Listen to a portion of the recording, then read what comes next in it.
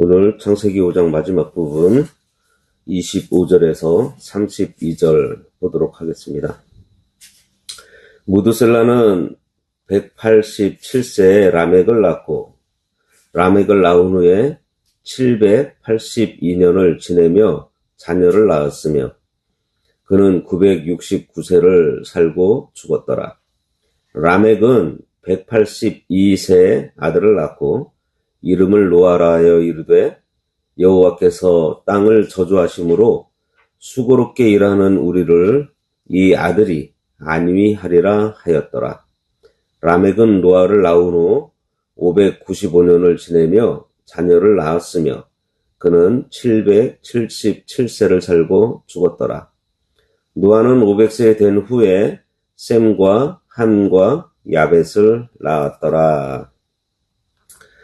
오늘 말씀의 제목은 무드셀라에서 노아까지의 계보입니다.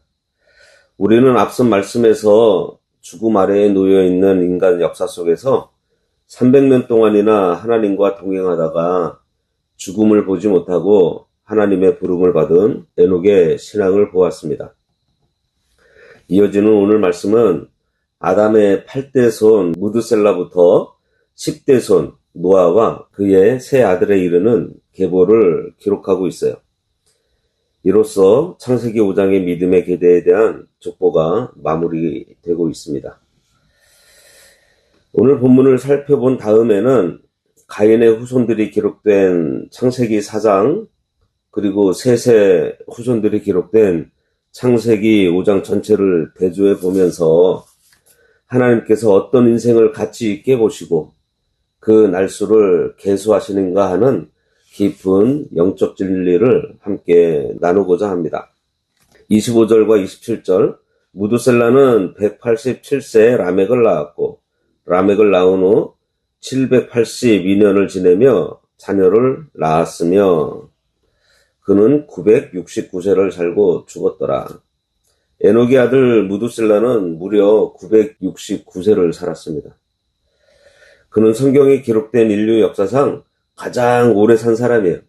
성경 인물들의 나이와 족보를 계산해보면 무드셀라가 죽은 바로 그 해에 세상을 심판하는 노아의 대홍수가 일어났습니다.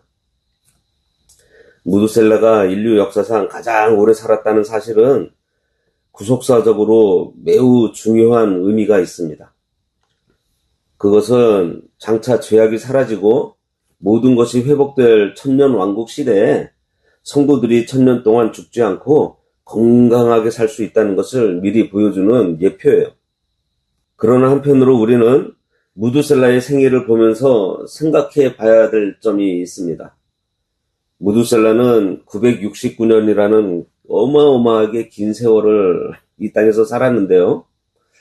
하지만 하나님을 위해서나 인류의 구원운동을 위해서 무슨 특별한 큰일을 했다거나 그런 기록이 성경에 전혀 없습니다. 그저 오랜 세월 자녀를 낳고 살다가 죽었다는 기록밖에 없어요. 반면에 우리 주 예수 그리스도께서는 이 땅에서 33년이라는 아주 짧은 생애를 살다가 가셨습니다. 하지만 주님께서는 그 짧은 생애 동안에 하나님의 뜻을 완벽하게 이루셨어요. 그리고 인류의 죄를 짊어지시고 십자가에 못 박혀 죽으심으로 온 인류를 구원하시는 가장 위대하고 영원한 구원 사역을 완성하셨습니다. 이것은 오늘 우리에게 무엇을 가르쳐주고 있나요? 성도에게 중요한 것은 세상에서 얼마나 오래 살았느냐 하는 삶의 길이가 아니라 살아있는 동안 하나님과 구원운동을 위해서 어떤 삶을 살았느냐. 바로 삶의 내용과 질이라는 것입니다. 사는 날의 길고 짧음을 떠나서 하루를 살더라도 하나님을 기쁘시게 하고 영혼을 살리는 일에 쓰임받는 삶을 살아야 한다는 교훈을 주고 있습니다. 28절과 32절 라멕은 182세에 아들을 낳고 이름을 노아라 하여 이르되 여호와께서 땅을 저주하심으로 수고롭게 일하는 우리를 이 아들이 안위하리라 하였더라. 라멕은 노아를 낳은 후 95년을 지내며 아들을 낳았으며 그는 777세를 살고 죽었더라. 노아는 500세 된 후에 셈과 함과 야벳을 낳았더라. 무두셀라는 라멕을 낳았고 라멕은 182세 아들을 낳아서 그 이름을 노아라는 이름의 뜻이 바로 안위예요. 위로 쉬어간다, 이러한 뜻입니다. 노아는 아담의 10대 손입니다. 노아의 아버지 라멕이 아들의 이름을 안위라고 지은 데에는요, 당대 사회에 어두운 배경이 깔려 있습니다. 라멕이 살던 시대는 죄악이 세상에 가득 차서 사방을 둘러보아도 아무런 소망이 없었던, 그야말로 영적으로나 도덕적으로 말기 증상을 보이던 때라는 것입니다. 땅은 저주를 받아서 가시덤불을 내었고 인간은 땀을 흘리며 수고롭게 일해도 참된 안식이 없었습니다. 이러한 절망의 시대 속에서 라멕은 하나님께서 이 아들을 통해서 쉼을 주시고 수고로운 인생들을 위로해 주시기를 갈망하는 마음으로 아들의 이름을 노아라고 지었던 거예요. 노아 역시 그의 증조 할아버지 에녹과 마찬가지로 가정을 이루고 일을 하면서 하나님과 늘 동행한 믿음의 사람이었습니다. 이제 6장부터 보면은 노아에 대한 이야기가 나오는데요. 노아가 세 아들 셈과 함과 야벳을 낳고 며느리도 맞아서 가정을 이루었습니다. 그리고 하나님께서는 그에게 방주를 지으라고 명령하세요. 에녹이 가졌던 하나님과의 동행, 그리고 세상 심판을 선포하던 경건한 신앙의 색깔이 그의 후손 노아에게 그대로 계승되어서 내려간 것입니다. 비록 노아는 당대에 타락한 다른 세상 사람들을 건져내지 못했지만 끝까지 신앙을 지켜서 자기 식구 그 8명 구원의 방주로 인도해서 건져내었습니다. 세상이 아무리 어두울지라도 적어도 우리에게 맡겨주신 사랑하는 자녀들과 가족들만큼은 반드시 구원의 길로 인도해서 건져내는 신실한 파수꾼들이 되어야 하겠습니다. 이제 우리는 창세기 4장 하반부에 나온 가인의 계보, 그리고 창세기 5장 전체에 걸쳐서 나온 셋의 계보를 가만히 대조해 보려고 합니다. 창세기 전체를 읽다가 보면 이 두 계보 사이에 아주 선명하고 놀라운 차이점이 있어요. 오늘날 세상에는 수많은 사람들이 살아가고 있지만 하나님께서 보실 때 인생은 딱 두 종류입니다. 세상을 따라 살아가는 사람, 아니면 세상 속에 살고 있지만 이 세상에 목적을 두지 않고 하나님께 목적을 두고 살아가는 사람이 있어요. 성경은 이 두 종류의 인생이 걸어간 길과 그 결과가 어떻게 다른지를 아주 선명하게 보여주고 있습니다. 첫째로 창세기 4장에 나오는 가인의 후손들을 보겠습니다. 그들은 세상 사람들이 볼 때 눈이 부실 정도로 화려한 업적들을 많이 남겼어요. 대규모 목축업을 크게 일으킨 사람도 있었고요. 수금과 퉁소로 음악과 문화를 만들어낸 사람도 있었습니다. 구리와 쇠로 날카로운 기계와 무기 문명을 만들어낸 사람들이 다 가인의 가문에서 나왔어요. 세상 역사의 관점으로 보면 그들은 시대를 주도한 성공한 위인들이고요. 삐까뻔쩍한 업적을 이룬 사람들이었습니다. 그러나 놀랍게도 하나님의 관심은 가인의 후손들의 화려한 업적에 전혀 없었습니다. 성경을 유심히 비교해서 우리가 잘 읽어봐야 돼요. 가인의 후손들의 계보에는요, 그들이 무슨 거창한 사업을 했고 무슨 문명을 만들었는지는 기록되어 있지만 그들이 이 땅에서 몇 년을 살았는지 몇 세의 자녀를 낳았는지 단 한 줄도 기록되어 있지 않습니다. 하나님은 그들이 이 세상에서 이룬 업적을 기뻐하지 않으셨고요. 하나님을 떠난 그들의 인생 날수를 계수조차 하지 않으셨습니다.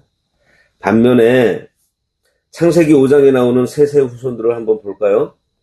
셋의 계보에 등장하는 하나님의 백성들에게는요, 세상에서 자랑할 만한 화려한 업적이 단 하나도 기록되어 있지 않습니다. 거대한 성을 쌓지도 않았고요. 화려한 문명이나 기계를 만들지도 못했습니다. 세상 사람들이 볼 때는요, 아무런 이름도 남기지 못하고 평범하고 보잘것없는 사람들이었습니다. 그런데 하나님께서는 이 셋의 후손들의 족보를 기록하시면서 그들이 이 땅에서 몇 세의 자녀를 낳았고 몇 년을 더 살았고 전체를 몇 년 동안 향수했는지를 한 사람 한 사람 아주 세밀하고 자세하게 기록하고 있습니다. 이것이 우리에게 말하고 있는 것이 무엇일까요?